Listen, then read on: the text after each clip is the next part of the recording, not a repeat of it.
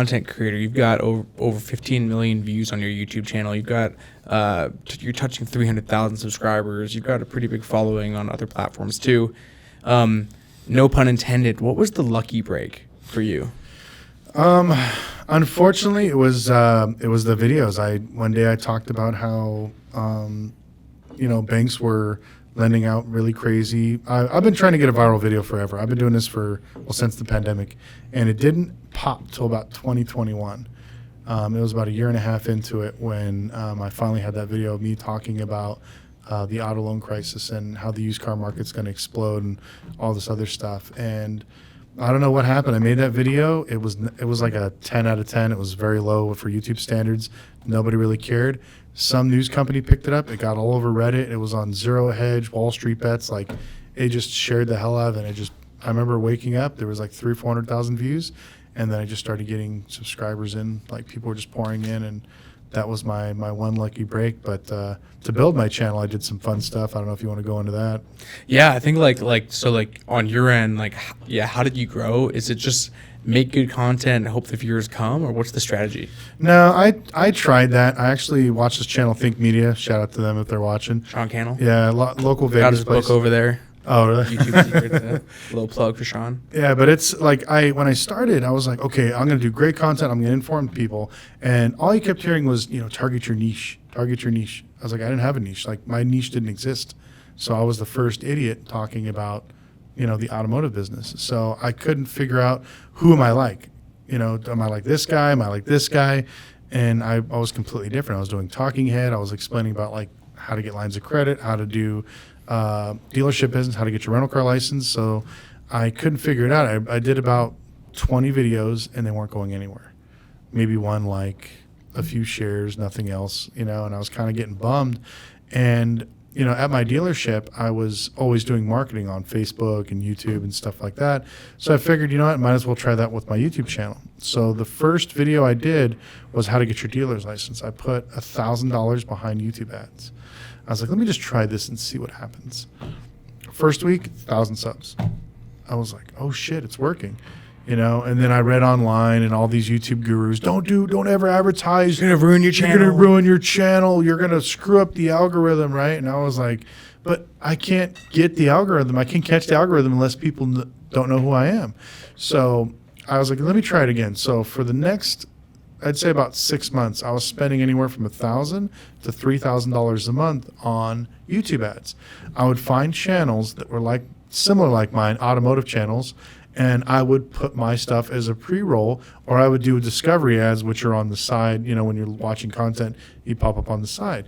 And so little by little, I started gaining momentum. It took me a while, but I finally got up to 5,000 subscribers. And I would, message all these guys directly. I would always comment on every comment. I barely stopped doing every comment, I think, a few months ago, because now there's, a couple hundred or thousands on there. But I paid attention to every customer. I try to figure out what's the best way to reach the most people. So after that, I was like, okay, I got 5,000 subs. Hopefully the algorithm will take me.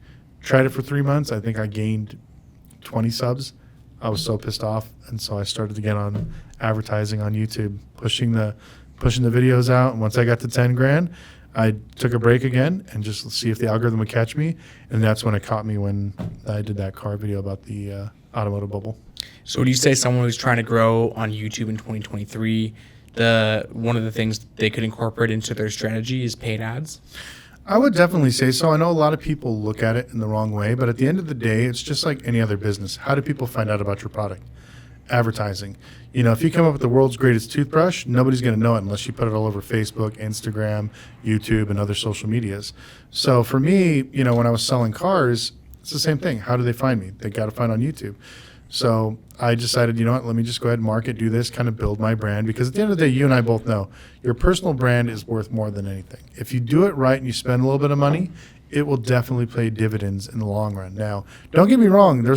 We have friends, in our group that just got lucky, hit the viral thing, and, got millions of subscribers. But there's other people that we know as well that have spent tons of money on marketing, advertising, building their brand, this non-traditional way, and it's worked very, very well for him. So I know everybody has their way of doing it. I would say try it both ways because, you know, when I was doing the advertising, people thought I was nuts, but it worked. It got me to where I was at, where I've seen people, you know, like Spencer, one of our friends, he posted for, I think, 4 or 5 years before he finally had a few videos pop. So, you know, I'm not saying there's a right or wrong way, but at the end of the day, I would try it. How are they going to know you unless they see your content? One of the things people say about YouTube though is like creating long form content is hard, and one of the reasons why a lot of people drop off is because they, for whatever reason, they stop because it is hard. You got to make a 10-minute video, you got to edit it. This is a whole thing. You do 2 videos a week for most weeks, and what's your content workflow look like to be able to create that much content? Oh God, I am the worst one to ask because I have to admit I am one of those lazy people. I don't script. I got the gift of gab, so I just kind of flip on the camera and just think of a topic, and then I start talking. So for some reason it works. Thank God. You know, we have our friends that like plan everything out verbatim, every word choice, every phrase, every picture for B-roll. I mean, it's all calculated down, and they know their video is going to be 17 minutes and 33 seconds. And then you have my dumb ass that literally just flips on the camera and just like, what am I going to talk about today? Oh, yeah, let's talk about financing. Let's go into financing. And I just go into it. And so mine is really bad. Which I'm working with you to hopefully make it better. We're going to start doing batch things. But I just think of an idea. I turn on the camera. And then from filming, editing, and uploading takes me within an hour. So wow. I'm kind of the weird one, but I'll tell you what, like I know Andre, it takes him 3 days sometimes to make a video, script it, and edit it.